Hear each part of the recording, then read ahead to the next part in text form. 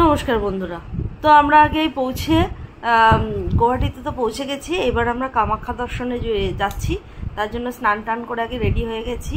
আর কামাখ্যা দর্শনের অনেকেই অনেক ট্রিক্স জানে না, কিন্তু আমি একবার এসেই এখানে অনেক কিছু জেনে গেছি যে কোথায় গিয়ে কোন টিকিটটা কাটলে কি পরিস্থিতি মানে কি পদ্ধতিতে খুব তাড়াতাড়ি পুজো দেওয়া যায়, সেই ট্রিক্সটা কিন্তু আমি জেনে গেছি। সেটা আমি তোমাদের পরে জানাচ্ছি।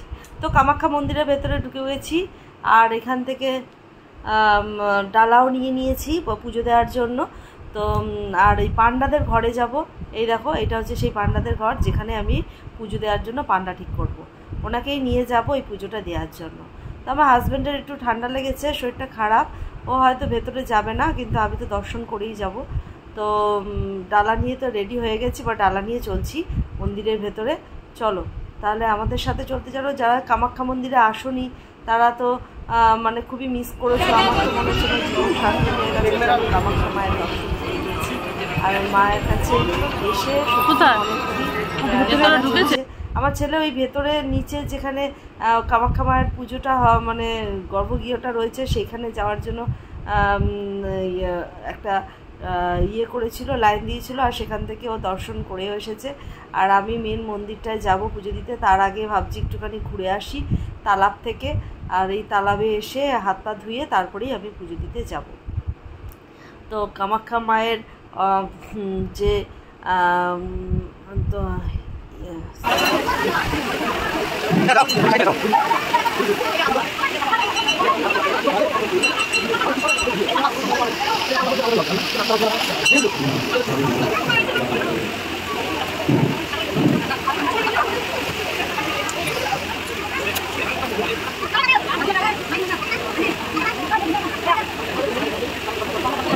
মোটামুটি আমাদের লাইনটা চলছে। আমি তার ফাঁকে একজনকে বসিয়ে দিয়ে এখানে চলে এসেছি আর তালাবে, আর গণেশ ঠাকুরের দর্শনও করে নিয়েছি, আর এখানে ছবি তুলে নিচ্ছি।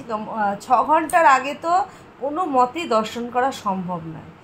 আর যারা মেন, আমরা তো 500 টাকা একটা টিকিট কেটে দর্শন করব বলে, তার জন্য আমাদের 6 ঘন্টা লাগছে। আর যারা এমনি লাইন, জেনারেল লাইন দিয়েছে, তাদের 8 ঘন্টা লাগে। এইটা মাথায় রেখেই তোমরা কামাখ্যা দর্শন করতে এসো। 6 ঘন্টা তোমাদেরকে টাইম দিতে হবে, তার জন্য অনেক ব্যবস্থাও রয়েছে। কষ্ট সেরকম কিছু হবে না, 6 ঘন্টাটা এমনিই কেটে যাবে, হাতে একটা ফোন থাকলেই হলো। তো আমরা এইখানটা এই ভেতর দিয়ে মায়ের দর্শন, যেখানে নিচে পুজো হচ্ছে সেখানেই যাচ্ছিলাম। কামাখ্যা মায়ের কাছে পুজো দেওয়া তো হয়ে গেছে, সারা মুখে আমার সিঁদুর লেগে গেছে, ঠাকুরের ওখানে মায়ের সিঁদুরটাই সে লেগে গেছে। যাই হোক, পুজো দেওয়া কমপ্লিট হয়ে গেছে। এবার আমার বাড়ি ফিরে যাওয়ার পালা। হোটেলে চলে যাব এখন। ওই আমরা ওই গুয়াহাটিতে যে হোটেল নিয়েছি, সেই গুয়াহাটি হোটেলে যাব। তাই আস্তে আস্তে বেঁচে, শরীরে আর বিশেষ রকম এনার্জি নেই। এতক্ষণ ধরে লাইন দিয়ে পুজো দিতে হয়েছে, বুঝতেই পারছো বন্ধুরা, শরীরে সেরকম এনার্জিও নেই।